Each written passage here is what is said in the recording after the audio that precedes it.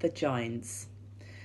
"But if you are so nice and friendly," Sophie said, "then why did you snatch me from my bed and run away with me?" "Because you saw me," the big friendly giant answered. "If anyone is ever seeing a giant, he or she must be taken away Ipswich." "Why?" asked Sophie. "Well, first of all," said the BFG, "human beings is not really believing in giants, is they? Human beings is not thinking we exist." "I do," Sophie said.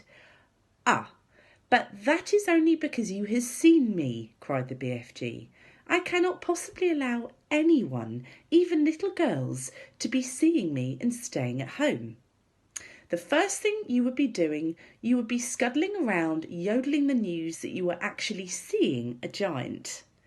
And then a great giant hunt, a mighty giant look-see would be starting up all over the world, with the human beings all rummaging for the great giant you saw and getting wildly excited. People would be coming rushing and bushing after me with goodness knows what, and they would be catching me and locking me into a cage to be stared at. They would be putting me into the zoo or the Bunkum House with all those squiggling hippo dumplings and crocodile-dills." Sophie knew that what the giant said was true. If any person reported actually having seen a giant haunting the streets of a town at night, there would most certainly be a terrific hullabaloo across the world. "I will bet you," the BFG went on, "that you would have been splashing the news all over the wonky world, wouldn't you, if I hadn't wriggled you away?" "I suppose I would," Sophie said. "And that would never do," said the BFG. So what will happen to me now?" Sophie asked. "If you do go back, you will be telling the world," said the BFG, "most likely on the telly bunkum box and the radio squeaker. So you will just have to be staying here with me for the rest of your life." "Oh no," cried Sophie. "Oh yes," said the BFG. "But I am warning you not ever to go whiffling about out of this cave without eyes with you, or you will be coming to an unmucky end. I is showing you now who is going to eat you up if there is ever catching even one tiny glimpse of you." The big friendly giant picked Sophie up off the table and carried her to the cave entrance. He rolled the huge stone to one side and said, "Peep out over there, little girl, and tell me what you is seeing."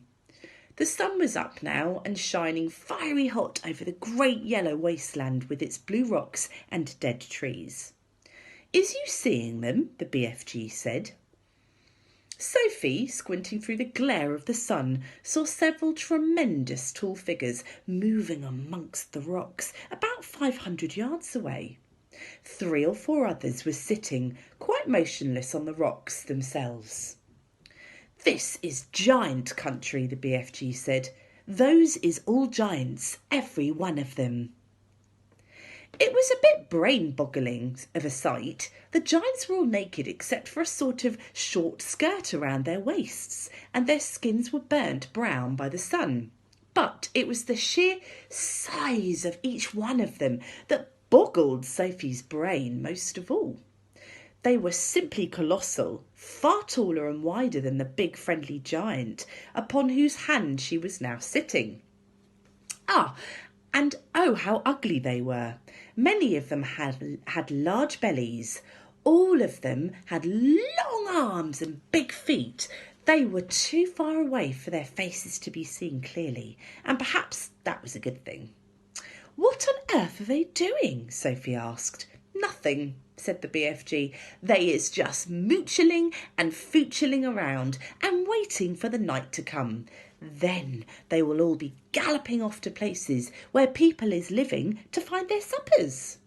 "You mean to Turkey?" Sophie said. "Bone-crunching giant will be galloping to Turkey, of course," said the BFG. "But the others will be whiffling off to all sorts of flung-away places like Wellington for the booty flavour and Panama for the hatty taste. Every giant is having his own favourite hunting ground." "Do ever go to England? Sophie asked. Often, said the BFG. They say the English is tasting ever so wonderfully of codsollop. I'm not sure I know quite what that means, Sophie said. Meanings is not important, said the BFG. I cannot be right all the time. Quite often I is left instead of right. And are all these beastly giants over there really going off again tonight to eat people? Sophie asked. All of them is guzzling human beings every night, the BFG answered. All of them excepting me. That is why you will be coming to an mucky end if any of them should ever be getting his gogglers upon you. You would be swallowed up like a piece of frumpkin pie, all in one dollop. But eating people is horrible, Sophie cried. It's frightful. Why doesn't someone stop them? And who, please, is going to be stopping them? Asked the BFG. Can't you? Said Sophie. Never in a pig's whistle, cried the BFG. All of those man-eating giants is enormous and very fierce. They is all at least 2 times my wideness and double my Royal Highness. Twice as high as you, cried Sophie. Easily that, said the BFG. You is seeing them in the distance, but just wait till you get them close up. Those giants